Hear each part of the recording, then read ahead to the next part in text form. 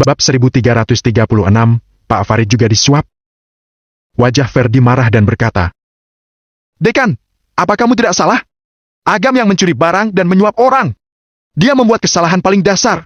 Mengapa kamu tidak menghukumnya?" Pak Ferdi, Profesor Antono, Profesor Deska, dan kalian semua. Dekan memandang mereka dengan pandangan dingin, termasuk beberapa orang di belakang Profesor Deska. Pandangan ini membuat mereka sangat takut hingga mereka tidak tahan menundukkan kepala mereka. Timbul firasat yang sangat buruk di hati mereka. Kalian korupsi dan menerima suap, menggelapkan dana publik, bahkan menggunakan kuasa kalian untuk keuntungan pribadi dan merugikan siswa. Buktinya sudah lengkap. Kalian telah diberhentikan dari semua pekerjaan kalian. Tunggu saja hukuman kalian. Kata-kata dekan mengejutkan semua orang, termasuk para dosen dan mahasiswa yang menyaksikan keramaian di luar. Mereka semua tercengang. Dekan benar-benar memecat Ferdi dan orang-orang ini. Meskipun dekan memiliki kuasa ini, dia biasanya tidak akan melakukannya. Saat sesuatu terjadi, dia akan menemukan cara untuk melindungi. Bagaimanapun, begitu masalah diumumkan, itu akan memengaruhi reputasi kampus. Namun, dekan tidak segan-segan mengumumkan hal semacam ini di depan umum. Ini benar-benar aneh. Mendengar ini, Profesor Antono, Profesor Deska, dan lainnya sangat takut. Kaki mereka menjadi lemas dan mereka tidak berani berbicara. Ferdi tercengang dan berkata, "Dekan, apa yang kamu lakukan? Aku melaporkan Agam karena dia mencuri dan menyuap. Kenapa kamu menghukumku? Aku tidak terima." Jangan hanya melihat wajah keras kepala Ferdi, sebenarnya dia agak takut. Dibandingkan dengan Pak Tamas, koneksi dekan lebih besar. Dekan terang-terangan mendukung Agam dan datang untuk melawannya. Ini adalah pertanda buruk. "Ferdi, jangan salah. Aku memberitahukan hukuman kalian. Tidak peduli kamu bersedia menerimanya atau tidak, aku tetap akan memecat kalian hari ini." Dekan berkata dengan nada dingin. Ketika dia mendapatkan bukti yang diberikan oleh Agam, dia sangat marah hingga hampir stroke. Dia tahu ada pengkhianat di bawahannya. Dalam beberapa hal, dia hanya bisa menutup mata. Dalam dunia dewasa, ada istilah.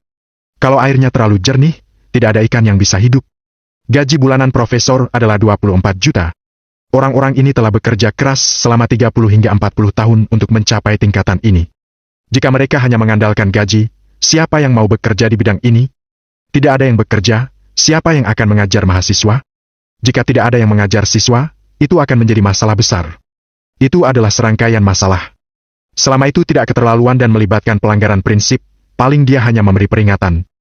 Namun, beberapa bukti melibatkan nyawa orang dan masalah lainnya. Ini adalah masalah besar dan dia tidak akan pernah menoleransinya. Ditambah lagi, masalah ini juga didesak oleh Agam. Agam itu siapa? Dulu, dia benar-benar tidak tahu dan tidak terlalu memperhatikannya. Bagaimanapun, di posisinya sekarang, dia telah bertemu terlalu banyak orang hebat. Namun, setelah kejadian pagi ini dan kedatangan Pak Farid di siang hari, dia mendengar nama Agam berkali-kali dari mulut Pak Farid. Dia menyadari ada Garuda yang tersembunyi di tim dosennya. Sikap keras dekan membuat Ferdi sedikit bingung. Namun, setelah dipikir-pikir, dia kembali bersemangat. Bahkan dekan itu memihak Agam tanpa syarat. Apa namanya ini? Ini adalah menutupi besar-besaran. Jika masalah ini dibongkar olehnya, tidak akan ada yang bisa meredakan masalah ini. Hari ini aku benar-benar belajar hal baru. Ferdi bertepuk tangan dengan penuh semangat dan berkata dengan senyum keji. Agam, tidak heran kamu begitu percaya diri. Aku tidak menyangka kamu bahkan bisa menyuap orang seperti dekan. Hebat, hebat. Aku meremehkanmu. Tapi, kamu pikir dengan perlindungan dekan, semuanya akan baik-baik saja? Kamu salah. Aku harus memberitahumu kabar buruk. Kamu sial hari ini. Orang itu ada di kampus. Selama aku memberitahunya tentang hal ini, kamu, dan kalian semua akan sial. Beberapa dosen dan peneliti kurang lebih bisa menebak siapa orang itu di mulut Ferdi. Jika kampus mereka adalah puncak piramida pendidikan, orang itu adalah eksistensi yang membangun piramida ini dan berdiri di puncaknya. Bahkan dekan hanya satu dari ratusan muridnya. Dekan dan semua petinggi kampus menanggapi ancaman Ferdi dengan cibiran. Mereka melihat Ferdi seperti melihat orang bodoh. Agam tersenyum samar dan berkata, "Aku pikir mengapa kamu memilih hari ini untuk mempersulitku? Ternyata karena Pak Farid datang dan ingin Pak Farid menjadi senjata pemungkasmu." Ferdi mencibir dan berkata, "Jadi, kamu tahu keberadaan Pak Farid? Artinya kamu juga tahu identitas yang dia miliki. Kalau dia bertanya tentang masalah ini, kamu akan tamat. Semua masalah diurus berdasarkan fakta. Aku terlalu tua untuk menerima sanjunganmu." Suara tua yang menekan amarah datang dari luar. Senyum keji Ferdi segera terpaku dan dia melihat keluar pintu bersama yang lainnya. Mereka melihat seorang pria tua beruban dengan setelan jas biru tua melangkah datang. Meskipun dia terlihat sedikit tua, langkahnya stabil dan penuh tenaga. Seluruh tubuhnya mengeluarkan aura terpelajar. Namun, pandangan matanya saat ini tidak bisa menyembunyikan hawa dingin sedikit pun. Pak Farid. Menghadapi orang seperti itu, kita harus melenyapkan mereka dengan cepat. Kita tidak boleh meninggalkan kemungkinan masalah di masa depan dan merusak suasana kampus secara keseluruhan. Kata Pak Farid kepada dekan begitu dia tiba. Dekan berulang kali mengatakan ya. Melihat Ferdi dan yang lainnya yang tertegun, dia segera meminta Pak Tames mengeluarkan dokumen resmi. Dia memberhentikan Ferdi dan yang lainnya, lalu menyebarkan berita ini ke seluruh kampus. Ponsel hampir semua orang berdering serempak. Satu demi satu, mereka menyalakan ponsel dan melihat itu adalah surat pengumuman kampus dengan huruf tebal. Nama Ferdi dan yang lainnya terlihat jelas dalam dokumen itu. Pada saat ini, jangankan Ferdi dan lainnya, bahkan Torik, Zafir, dan lainnya juga tercengang. Ya sudahlah kalau hanya dekan yang menghukum. Bahkan Pak Farid juga. Ferdi dan orang-orang ini seperti ingin mengambil keuntungan malah rugi sendiri. Agam tidak apa-apa, malah mereka sendiri yang sial. Bruk, Profesor Antono, Profesor Deska, dan lainnya terjatuh. Jika kampus memberhentikan secara sepihak, mungkin masih ada cara untuk membalikkan keadaan dengan koneksi. Namun, Pak Farid sendiri sudah membuat pernyataan. Tidak ada lagi titik balik. Sehebat apapun koneksinya, sama sekali tidak mungkin untuk menentang Pak Farid. Selain itu, karena mereka didesak oleh Pak Farid, itu menunjukkan mereka telah diincar oleh orang-orang bijak generasi pertama ini. Di masa depan, tidak ada yang berani membantu dan mempekerjakan mereka. Mereka telah berubah dari profesor di universitas bergengsi menjadi gelandangan.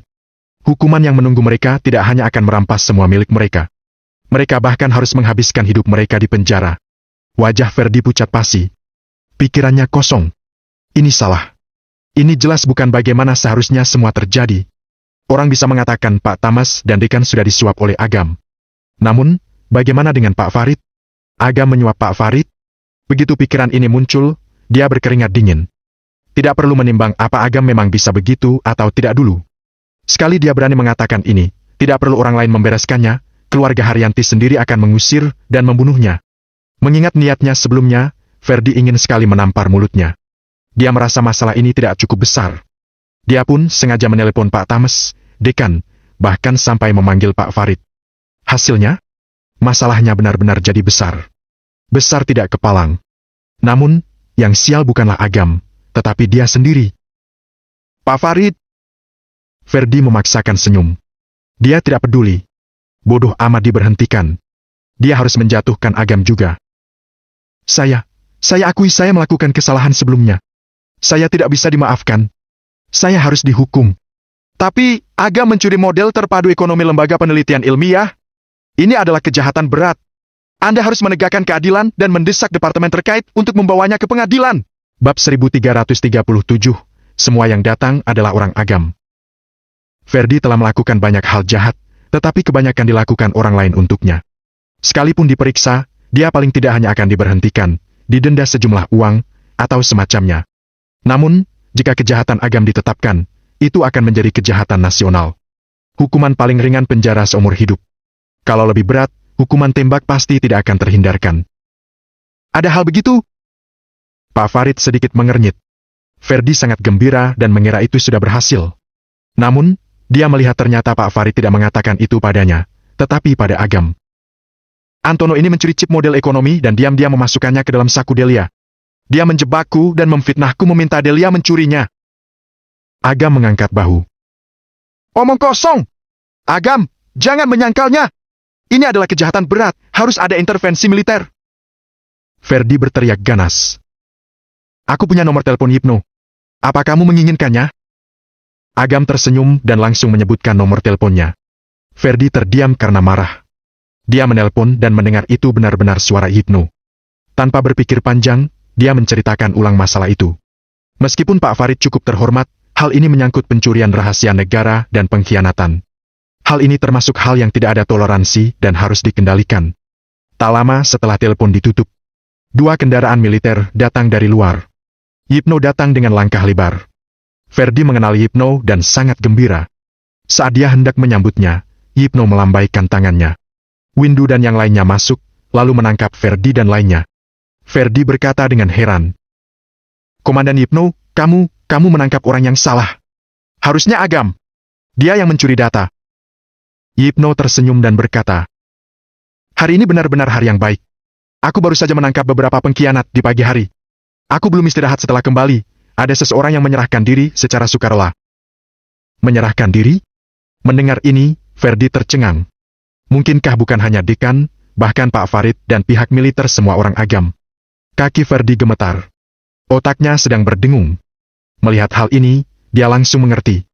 Alasan Agam berani mengatakan dia yang mencuri. Agam tidak takut sama sekali. Tidak ada gunanya menjebak Agam, tidak sama sekali. Dia, Ferdi, malah bodoh. Dia memanggil dekan, ternyata dekan orang Agam. Panggil Pak Farid, ternyata juga orang Agam. Sekarang panggil Yipno, dia juga masih orang Agam. Saat ini, mentalnya hampir hancur. Mengingat idiom yang Agam ajarkan ke Delia dan menggambarkan dirinya sebagai penjahat tidak tahu diri. Ya, dia memang tidak tahu diri. Dia ingin menjebak Agam. Akhirnya dia malah memanggil semua orang Agam setelah beberapa operasi. Saat ini, Ferdi ingin menangisi kebodohannya sendiri. Profesor Antono bahkan terjatuh dan meratap di lantai. Habislah sudah. Dia tidak hanya gagal menjatuhkan Agam, tetapi juga rugi sendiri. Dia bahkan lebih sengsara dari Ferdi, Profesor Deska, dan yang lainnya. Yang lainnya paling diberhentikan dan diselidiki. Namun, dia mencuri dan menukar chip. Ini kejahatan besar. Apa dia masih bisa hidup atau tidak adalah tanda tanya. Dengan lambaian tangan Yipno, orang-orang ini pun diseret. Profesor Antono dan Profesor Deska kehabisan napas karena menangis. Wajah mereka penuh ketakutan dan penyesalan. Bahkan sebelum mereka diseret masuk dalam mobil, mereka sudah mengompol dan pingsan. Setelah sombong bertahun-tahun, akhirnya mereka jatuh juga. Dalam selangkah, mereka jatuh ke situasi yang sangat buruk. Utang-utang akibat perbuatan mereka selama mereka di masyarakat harus dilunasi. Dekan memanfaatkan kesempatan ini untuk memeriksa beberapa penjahat berdebah lainnya dan memberi mereka hukuman serius. Sejak itu, kelompok Ferdi dan Kuswan benar-benar dilenyapkan. Namun, Agam tidak merasa senang sama sekali tentang ini. Bahkan hal ini tidak memberinya perubahan emosi. Ketika Profesor Antono, Profesor Deska, dan lainnya diseret ke dalam mobil, Agam menatap kerumunan dosen dan mahasiswa. Dia melihat sebab dan akibat serta nasib mereka. Meskipun Ferdi dan komplotan berdebahnya telah dibersihkan, akan ada orang-orang baru yang mengisi kekosongan mereka. Ini adalah kejahatan dalam sifat manusia, juga kelemahan dari sistem. Tidak peduli kapan, pasti ada cahaya di tempat yang paling gelap. Hal yang sama juga berlaku. Di malam hari, dekan menyelenggarakan makan bersama. Dia mengundang Agam dan Pak Farid. Setelah makan, semua orang bubar. Hanya tersisa dekan, Pak Farid, dan Agam. Dekan berkata, Pak Farid, ada sesuatu yang ingin saya tanyakan kepada Anda.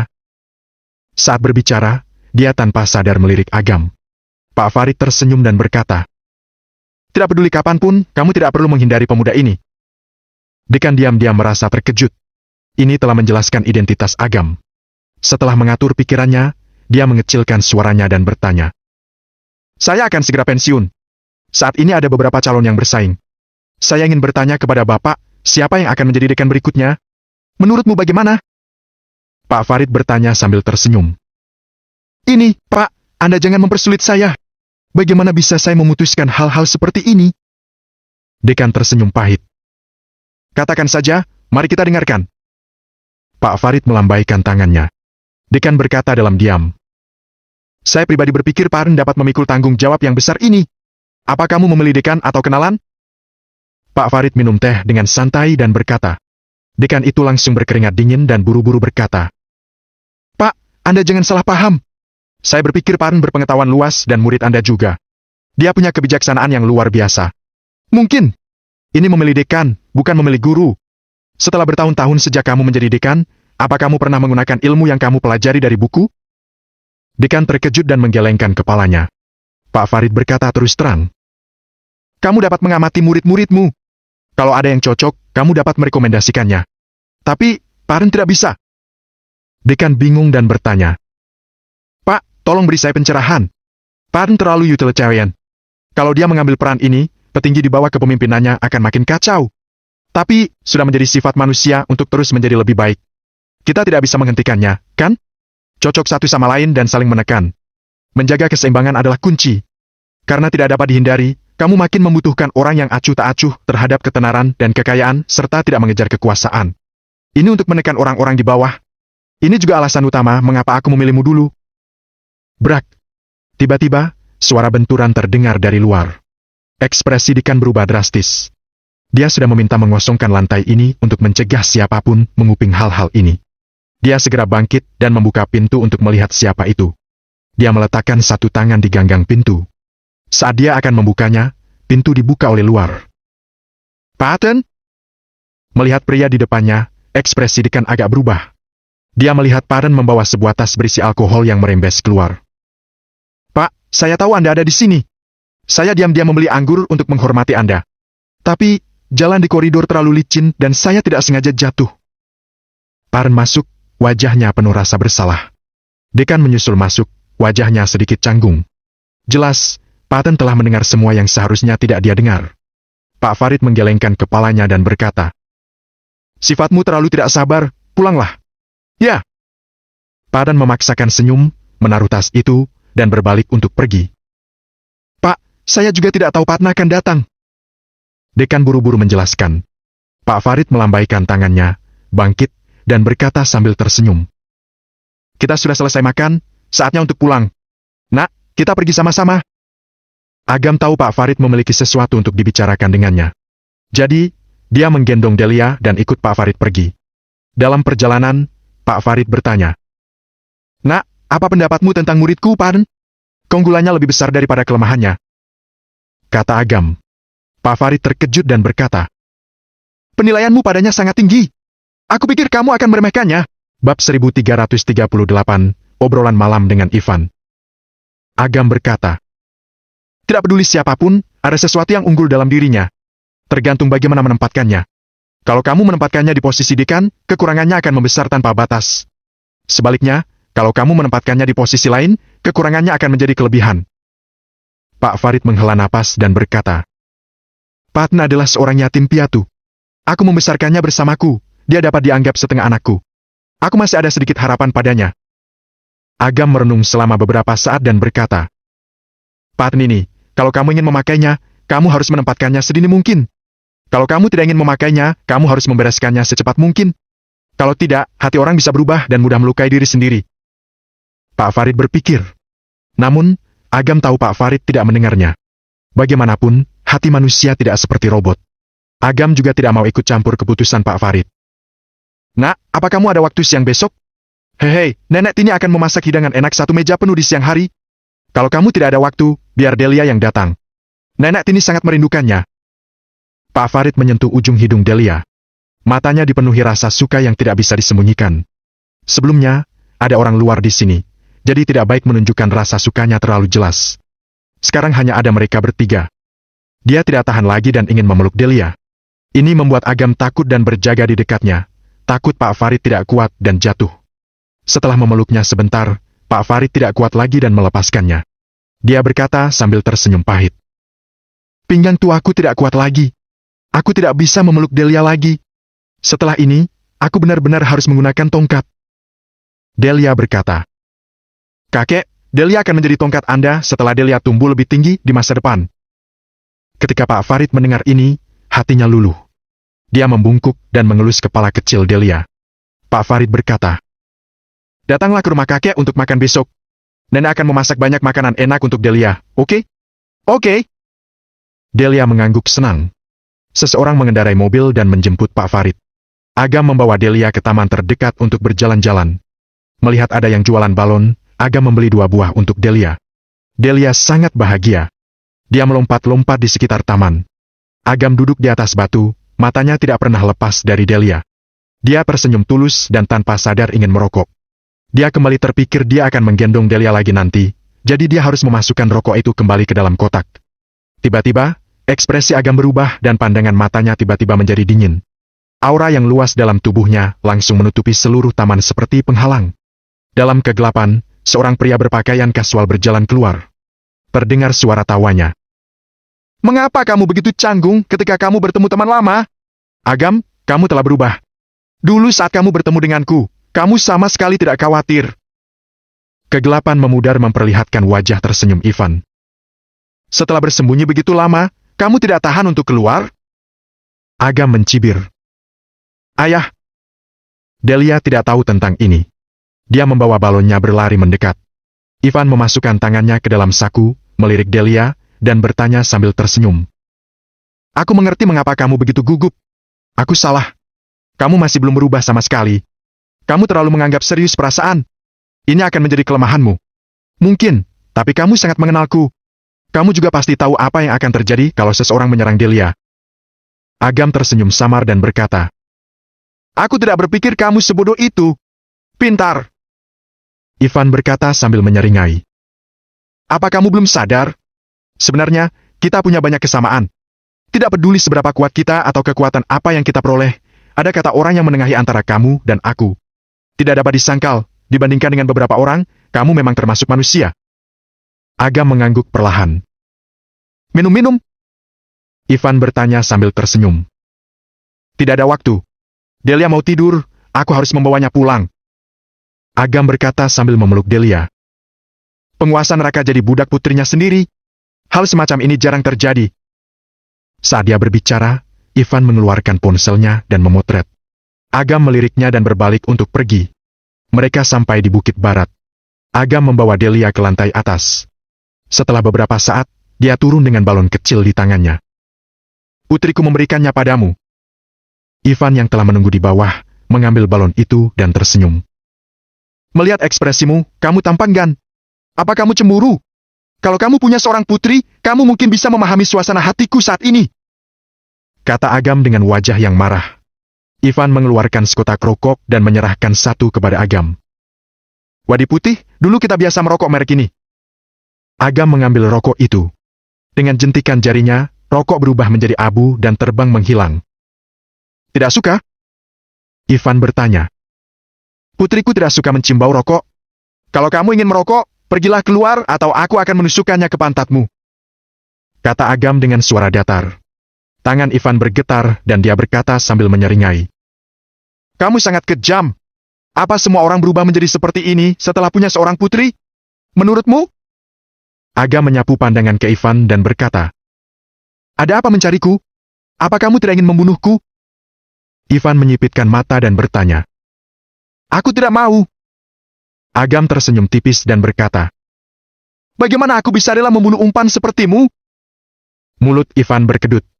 Saat dia hendak tertawa, Agam memandangnya dengan tatapan dingin dan berkata, Kecilkan suaramu. Kalau putriku terbangun, aku akan menendangmu ke daerah pinggiran. Kamu kejam.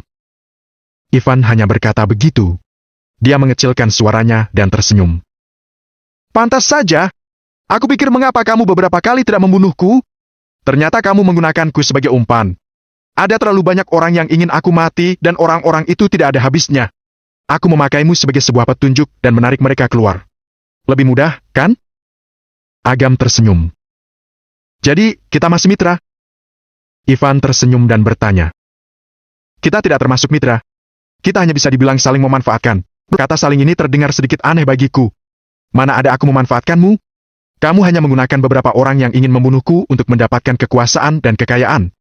Kemudian, kamu melahap beberapa orang yang kuat. Hidupmu makmur, bukan?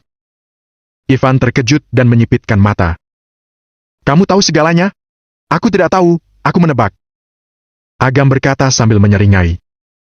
Tapi, kurasa aku menebaknya dengan benar. Kekuatanmu saat ini hampir berada di tingkat alam kemuliaan tingkat 3 akhir. Lumayan cepat juga, ya? Orang lain mengatakan aku seperti bermain curang karena kekuatanku meningkat pesat. Dibandingkan denganmu, itu masih jauh dari cukup. Setelah jeda, Agam berkata. Tapi, Ivan, kapan kamu berhenti seperti ini? Apa maksudmu? Ivan bertanya. Keinginan orang itu tanpa batas. Apa yang pernah kamu inginkan dengan segala usahamu sekarang sudah didapatkan. Tapi, kamu menginginkan lebih. Menurutmu, apa artinya ini? Bagaimana denganmu? Ivan mencibir. Kamu sendiri untuk apa? Aku berbeda denganmu. Kenapa? Karena kamu spesial? Agam memandang Ivan dengan penuh arti dan berkata, Kalau seseorang memaksa orang tuamu mati, membuat jiwa orang tuamu hancur, membuat kakakmu sekarat, dan sekarang ingin menyerang putrimu, apa yang akan kamu lakukan? Jadi, kamu melakukannya untuk balas dendam? Melihat esensi dunia melalui fenomena. Kebencian hanya salah satunya. Aku tidak ingin tragedi seperti itu terjadi lagi pada orang lain. Oke, aku percaya. Ivan berkata sambil menyeringai. Omong-omong, banyak orang berpikir kamu menggunakan alasan-alasan ini untuk mencapai tujuan pribadimu. Tetapi aku percaya. Ketika masih kuliah, aku sudah tahu. Meskipun kamu tidak punya banyak uang di saku, kamu tetap berdonasi untuk beberapa orang tua dan anak-anak yang kesepian. Setelah jeda, Ivan berbaring di sofa, melihat ke langit-langit, dan berkata, Agam, tahukah kamu apa kesadaran terbesarku sejak aku memperoleh kekuatan pelahap? Bab 1339, Kemanusiaan.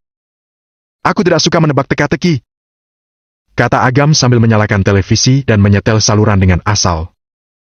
Gelap. Ivan menghela napas penuh emosi. Gelap sekali. Aku pikir ketika aku merebut perusahaan dan mantan pacarmu, itu sudah merupakan kejahatan keji. Aku tidak menyangka apa yang aku lakukan hanyalah hal kecil saja. Dibandingkan dengan beberapa orang, aku terlalu baik, sialan.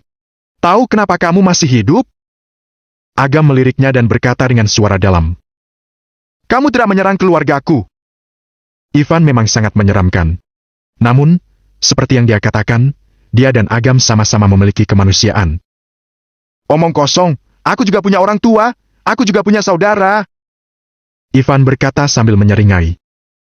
Kalau aku menyerang keluargamu, kamu juga akan menyerang keluargaku, kan? Apa kamu benar-benar berpikir begitu?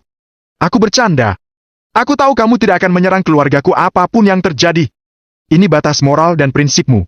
Apa kamu tahu kenapa kamu juga seorang manusia? Karena kamu sama denganku, rakyat jelata. Bagaimanapun keadaanmu dan aku sekarang, kita tidak bisa melepaskan diri dari akar kita, rakyat jelata. Ucap Agam serius. Aku suka mendengar ini. Izinkan aku memberitahumu. 2 hari yang lalu, aku baru saja menghancurkan sebuah kelompok kekuatan dan membunuh 372 orang.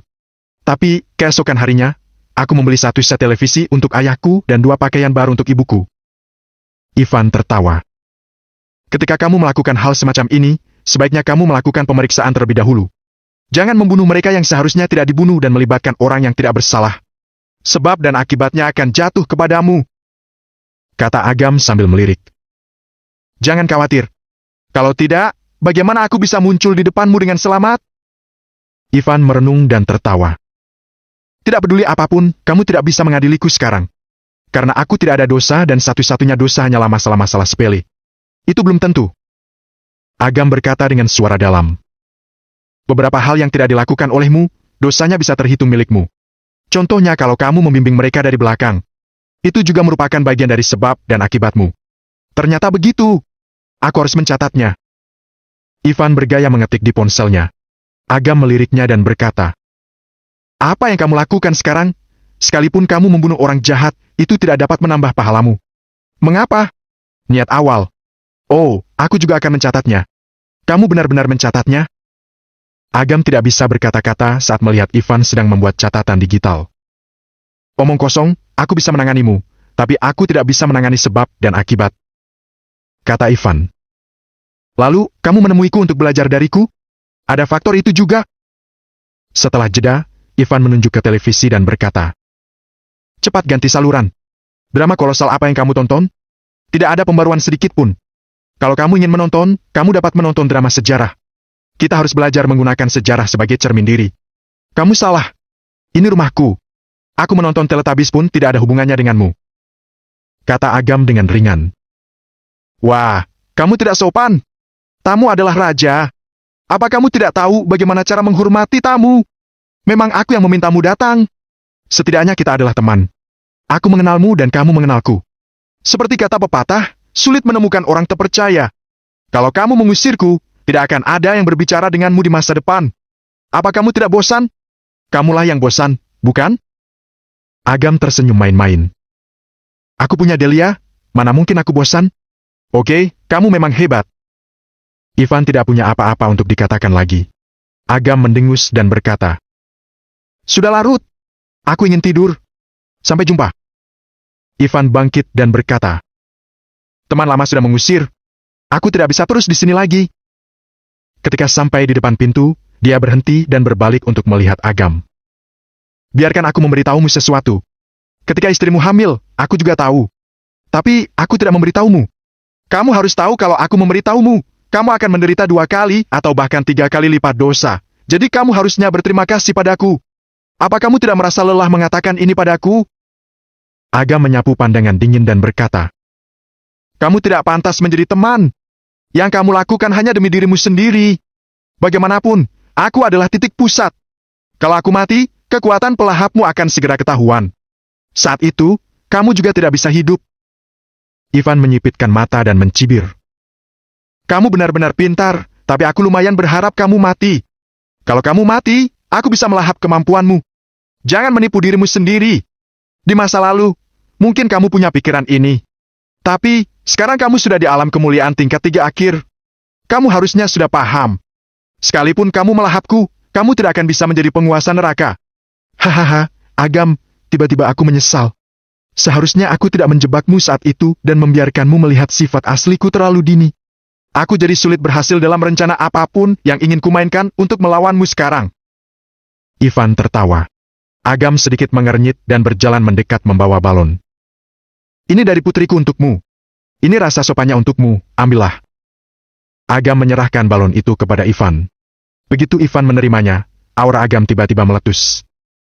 Kedua, aku sudah bilang kalau kamu berani mengganggu tidur putriku, aku akan menendang kamu ke daerah pinggiran. Selesai berkata, Agam mengangkat kakinya dan menendang perut bagian bawah Ivan dengan keras. Ivan terkejut dan segera memadatkan kekuatan pelahap di depannya.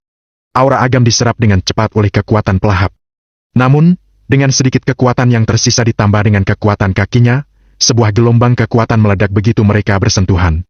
Ivan tertendang keluar seperti bola meriam. Dalam sekejap mata, dia menghilang. Selesai. Ivan terbang sejauh puluhan kilometer sebelum dia bisa menstabilkan tubuhnya dan berhenti di udara. Wajahnya menjadi masam. Hebat kamu, Agam. Kamu benar-benar kejam. Tapi, ada satu hal yang kamu salah duga. Meskipun aku tidak ingin kamu mati sekarang, bukan berarti aku tidak ingin kamu mati di masa depan. Pandangan mata Ivan menjadi makin dingin. Dia segera melirik balon di tangannya dan mencibir pada dirinya sendiri. Tapi, ada perjanjian pria sejati antara kamu dan aku, tidak akan melukai keluarga. Meskipun aku tidak akan melakukan apapun pada putrimu, dia adalah umpan yang baik, hehe. Setelah menendang Ivan, Agam merokok di pintu. Baru setelah itu, dia menutup pintu tanpa ekspresi dan berbalik melihat Biksu Ananda turun dari lantai atas. Biksu Ananda tersenyum dan bertanya. Dia sudah pergi? Sudah pergi, sekalian memberinya pengalaman terbang yang gratis. Aku tidak menyangka kamu tidak membunuhnya. Kalau membunuh Ivan, masih akan ada Ivan atau Ivan lainnya yang muncul. Orang berikutnya belum tentu manusiawi. Masuk akal, jadi kamu membiarkan dia tumbuh? Biksu Ananda berkata dengan penuh arti. Kamu tahu, dia punya kekuatan pelahap. Kekuatan ini mewakili keinginan seseorang. Apa dia akan berubah di masa depan atau tidak? Tidak ada yang bisa mengatakan dengan pasti. Kalau orang tua dan keluarganya masih hidup, dia tidak akan berubah. Kalau hari itu tiba, dia akan membunuh orang yang tak bersalah tanpa pandang bulu dan melakukan kejahatan keji. Sebab dan akibatnya akan runtuh. Ketika saatnya tiba, aku sendiri yang akan mengadili dan mengirimnya ke neraka. Agam mengembuskan napas, matanya berangsur-angsur berubah dingin. Ivan bukanlah orang yang sangat jahat, tetapi dia sama sekali bukan orang baik. Mungkin lebih tepat untuk menggambarkannya sebagai lawan. Hari ini, aku berkeliling ibu kota kekaisaran dan bertemu dengan beberapa teman lama. Aku akan pindah besok. Aku akan menghubungimu kalau ada sesuatu. Biksu Ananda berkata sambil tertawa. Kamu berencana mencoba pengalaman dunia yang mana? Buka kelab malam atau jadi tukang daging? Agam menyindir dan bertanya. Baru-baru ini, keyakinan kebajikan tidak stabil, jadi aku hanya akan melakukan pekerjaan lamaku. Aku membangun sebuah kuil kecil di dekat kuil cahaya besar. Kalau ada waktu, datanglah berkunjung. Biksu Ananda tertawa. Agam teringat Master Leluhur Bintang. Gurunya sama dengan Biksu Ananda, adalah murid Biksu Kasapa. Dengan kata lain, Biksu Ananda adalah paman seperguruan Master Leluhur Bintang. Teman Biksu Ananda itu pasti adalah Master Leluhur Bintang.